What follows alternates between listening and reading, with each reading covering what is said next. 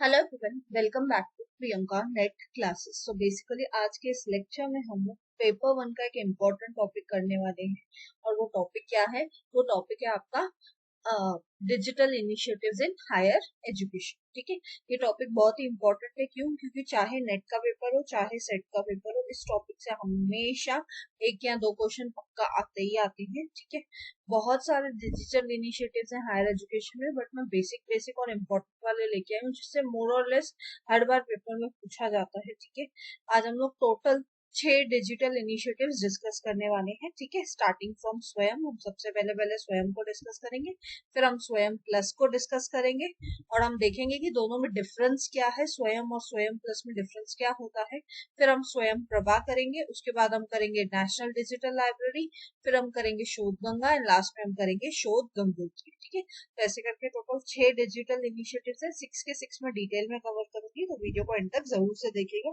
And mostly आपके साथ जो पेपर में पूछा जाता है ना, वो कहाँ से पूछा जाता है? स्वयं से ही पूछा जाता है मोस्टली। हाँ, तो चलिए स्टार्ट करते हैं। सबसे पहले पहले तो स्वयं। तो स्वयं है क्या? स्वयं बेसिकली एक प्रोग्राम है जो इनिशिएट किया गया था by government of India to achieve 3 basic cardinal principles of education policy viz access, equity and quality. Swayam बनाया क्यों गया था? गवर्नमेंट ऑफ इंडिया ने इसको इनिशिएट ही इसलिए किया था कि 3 बेसिक प्रिंसिपल्स अचीव करने। सबसे पहला पहला बेसिक प्रिंसिपल क्या अचीव करना है उनको? असेस। असेस यानी कि क्या होता है कि लोगों के पास हायर एजुकेशन का रीच होना चाहिए, उन तक हायर एजुकेशन पहुंचनी चाहिए। ये उनका बेसिक गोल था। सेकंड गोल है इक्विटी। इक्विटी यानी सबको क्या मिल सके? इक्वल चांस मिल सके सबको, वो अपॉर्चुनिटी मिल सके जिसके थ्रू वो क्या कर सके? हायर एजुकेशन में पार्टिसिपेट कर सके। ठीक है ना। और थर्ड है क्वालिटी एजुकेशन। ऑब्वियसली जब भी हम हायर एजुकेशन की बात करते हैं तो हमें क्या देखना होता है कि हम क्वालिटी एजुकेशन प्रोवाइड करें, है ना। तो ये 3 बेसिक प्रिंसिपल्स हैं जो आपको याद रखने हैं: असेस, इक्विटी एंड क्वालिटी। ठीक है, प्लस ये जो स्वयं के कोर्सेज हैं, ये कहाँ पे सिखाए जाते हैं? ये सिखाए जाते हैं from class 9 till post graduation. ठीक है, क्लास 9 से लेके पोस्ट ग्रेजुएशन तक आप किसी भी स्टैंडर्ड का क्या कर सकते हो? स्वयं के कोर्सेज फाइंड आउट कर सकते हो और उससे रिलेटेड स्टडी कर सकते हो। मैंने खुद ने स्वयं प्लेटफॉर्म को यूज किया था जब मैं नेट सेट की प्रिपरेशन कर रही थी। राइट, मैंने बहुत सारे कोर्सेज स्वयं के किए हुए हैं। ठीक है, प्लस एक इम्पॉर्टेंट चीज यहाँ पे क्या है कि ये फ्री है, एनी टाइम एनीवेयर कोई भी एक्सेस कर सकता है। Best of the best faculties of the world और ऑफ द इंडिया बेटर यहाँ पे टीच करते हैं। ठीक है, इसके अलावा यहाँ पे एक इम्पोर्टेंट चीज और है, और वो चीज क्या है कि स्वयं के ना 4 क्वाड्रेंट्स है। यहाँ से भी क्वेश्चन बनता है, स्वयं के कितने क्वाड्रेंट्स है? 4 क्वाड्रेंट्स है। सबसे पहला पहला क्वाड्रेंट है आपका वीडियो लेक्चर, यानी आपको लेक्चर प्रोवाइड किया जाता है in the form of video. जैसे अब यूट्यूब पे लेक्चर होते हैं वैसे ही स्वयं के भी लेक्चर्स रहते हैं। फिर नेक्स्ट है स्पेशली प्रिपेयर रीडिंग मटेरियल। आपको यानी पीडीएफ स्पेशली प्रिपेयर करके दी जाती है for that particular course. Third quadrant है आपका सेल्फ असेसमेंट, जिसमें क्या होते हैं? टेस्टेस और क्विजेस वगैरह रहते हैं। एंड फोर्थ क्वाड्रेंट है आपका ऑनलाइन डिस्कशन फोरम, जहाँ पे आप क्या कर सकते हो? अपने डाउट्स वगैरह पूछ सकते हो। ठीक है, तो बेसिक 4 क्वाड्रेंट्स है, आपको याद रखते हैं, यहाँ से क्वेश्चन बनता है। कौन कौन से हैं वो? सबसे पहला पहला लेक्चर, सेकेंड उसकी पीडीएफ यानी रीडिंग मटेरियल, थर्ड उसकी self assessment and fourth online discussion forum. ठीक है, तो ये बेसिक चीजें अबाउट स्वयं। हाँ, और एक और चीज है यहाँ पे कि स्वयं का फुल फॉर्म क्या है? तो स्वयं का फुल फॉर्म है study web of active learning for young aspiring minds. ठीक है, स्वयं का फुल फॉर्म क्या है? Study web of active learning for young aspiring minds. ठीक है, अब यहाँ पे ना एक इम्पोर्टेंट चीज है रिगार्डिंग स्वयं, वो है इसके नेशनल कोऑर्डिनेटर। स्वयं के नेशनल कोऑर्डिनेटर्स कितने हैं? तो आप देखोगे इन ऑल स्वयं के 9 नेशनल कोऑर्डिनेटर्स है। कितने हैं? 9। ठीक है, एक नहीं दो नहीं, 9 नेशनल कोऑर्डिनेटर्स है। 9 के 9 आपको नाम याद रखते हैं। सबसे पहला पहला है आपका AICTE, जिसका फुल फॉर्म है all India council for technical education. फिर है सेकंड कोऑर्डिनेटर हमारा CEC। CEC का फुल फॉर्म क्या है? Consortium for educational communication. फिर थर्ड कोऑर्डिनेटर है IGNOU, Indira Gandhi national open university. Fourth coordinator है आपका IIMB, Indian institute of management. Fifth coordinator है आपका NCERT। ठीक है, फिफ्थ कोऑर्डिनेटर कौन है? NCERT, national council of educational research and training. Sixth coordinator है NIOS, national institute of open schooling. फिर 7th कोऑर्डिनेटर कौन है? NITTR, that is national institute of technical teachers training and research. 8th coordinator है हमारा NPTEL, ठीक है। 8th coordinator कौन है? 8th कोऑर्डिनेटर है हमारा NPTEL, ठीक है। NPTEL का फुल फॉर्म क्या होता है? National programme on technology enhance learning, ठीक है। और लास्ट एंड फाइनल कोऑर्डिनेटर कौन है हमारा? लास्ट एंड फाइनल कोऑर्डिनेटर है हमारा UGC। लास्ट एंड फाइनल कौन है? UGC, that is university grants commission, ठीक है। तो ये इन ऑल कितने कोऑर्डिनेटर्स हैं स्वयं के? आज की डेट में 9 कोऑर्डिनेटर्स हैं, ठीक है ना। आई होप स्वयं क्लियर है आपको, बेसिक हुआ। कुछ नहीं, आपको क्या याद रखना है स्वयं के बारे में? एक तो स्वयं का फुल फॉर्म, ठीक है। सेकेंड, स्वयं के 3 प्रिंसिपल्स। थर्ड चीज, स्वयं के क्वाड्रेंट्स। फोर्थ चीज, स्वयं के नेशनल कोऑर्डिनेटर्स। बस इतना ही आपको ध्यान रखना, ठीक है।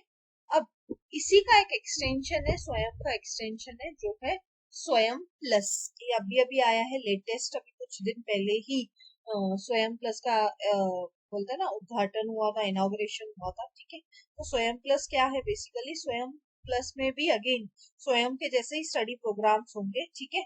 सिर्फ फर्क क्या होगा? स्वयं प्लस में बेसिकली इन सेक्टर्स से रिलेटेड प्रोग्राम होंगे, जैसे कि manufacturing, energy, computer science, engineering, IT, ITES, management studies, teacher education, health care, hospitality, tourism, social science, Indian knowledge system, media, communication etcetera. यानी बेसिकली ये इसका एक एक्सटेंशन है। बेसिक स्वयं में क्या होता था? आपके क्लास 9 से लेके पोस्ट ग्रेजुएशन तक के सब्जेक्ट्स आपको मिलते थे, राइट। स्वयं प्लस में क्या होगा? इन पर्टिकुलर सेक्टर्स से रिलेटेड आपको कोर्सेस मिलने वाले हैं, ठीक है। आई होप ये चीज क्लियर है, ठीक है।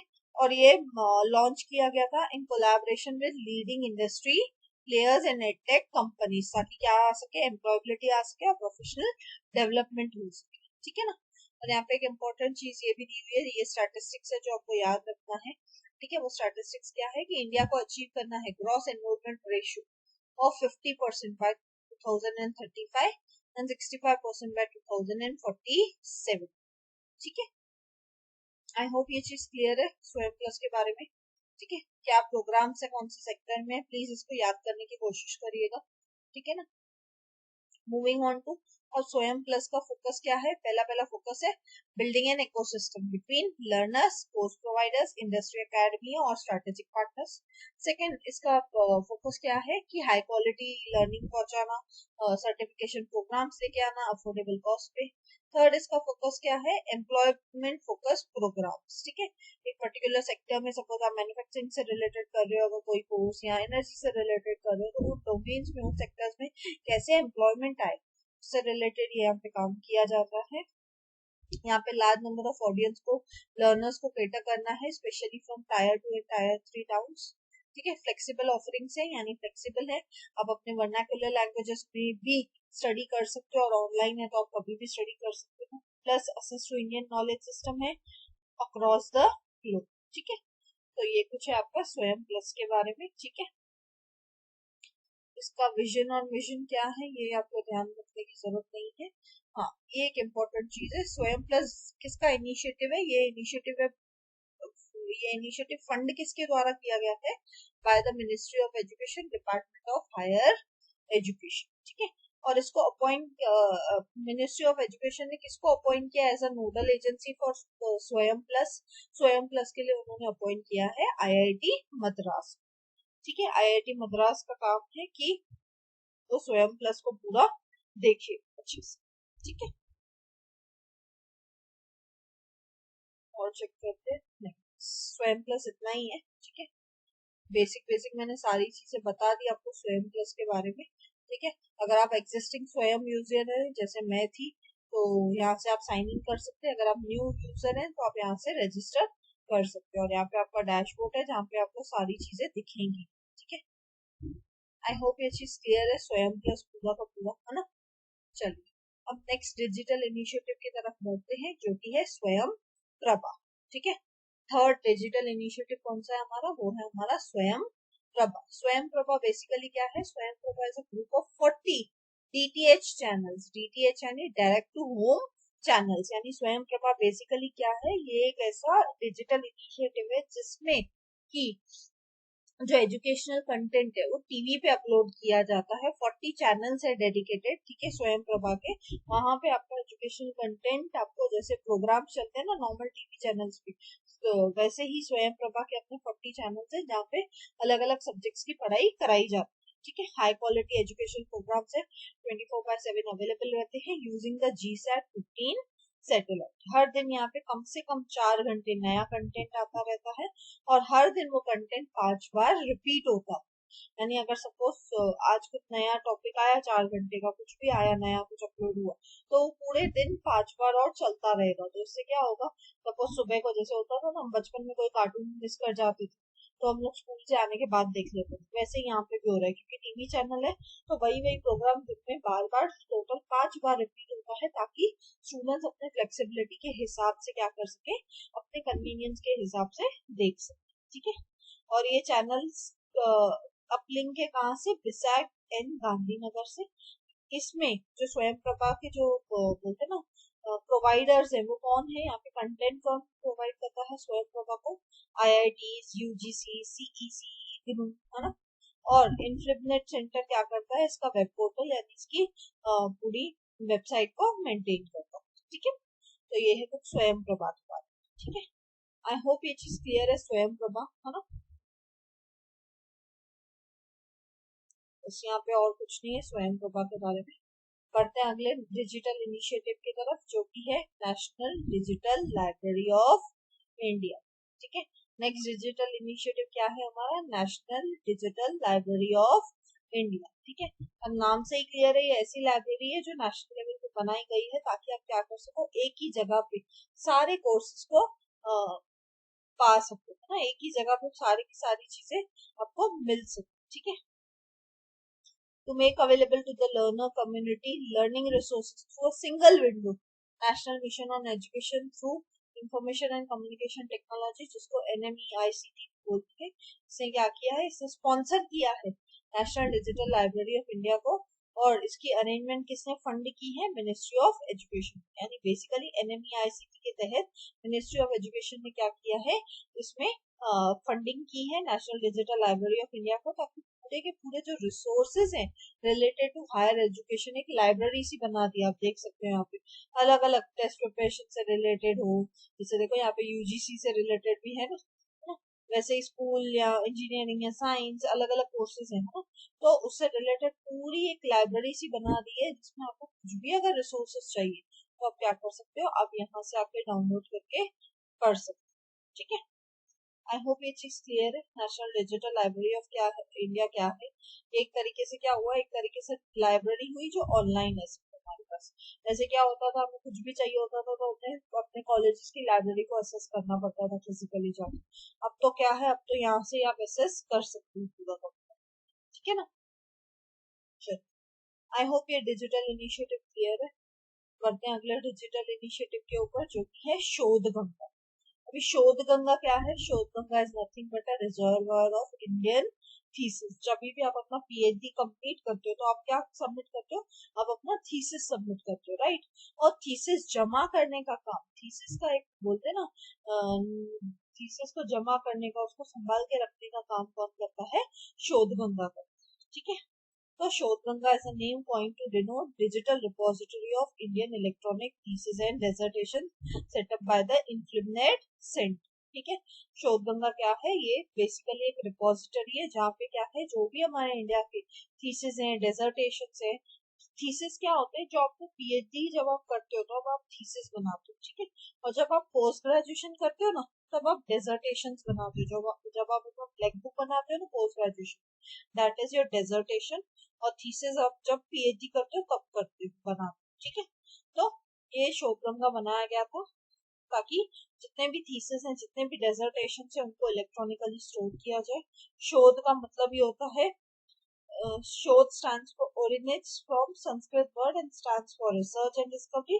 और गंगा का मतलब होता है जो सबसे होलीएस्ट लार्जेस्ट और लंबी रिवर है हमारे इंडियन सब कॉन्टिनेंट। यानी कि एक तरीके से क्या है, ये भी एक तरीके से शोध गंगा भी एक नदी के जैसे है, जहाँ पे क्या होगा, बहुत अच्छे अच्छे क्वालिटी के जो भी हमारे इंडिया में थीसिस और डेजर्टेशन हो रहे हैं, लोग इंटेलेक्चुअल आउटपुट जो भी दे रहे हैं, वो सारा का सारा यहाँ पे मेंटेन किया जाता है। ठीक है, यानी कल को उठ के अगर आपको देखना हो किसी पर्टिकुलर पर्सन का पीएचडी का थीसिस, तो आप क्या कर सकते हो, शोध गंगा में आके उसका नाम टाइप करके भी ढूंढ सकते हो, या उसके टाइटल का नाम टाइप करके भी ढूंढ सकते हो। ठीक है, और ये ओपन सोर्स डिजिटल रिपोजिटरी है, यानी कोई भी इसको एक्सेस कर सकता है।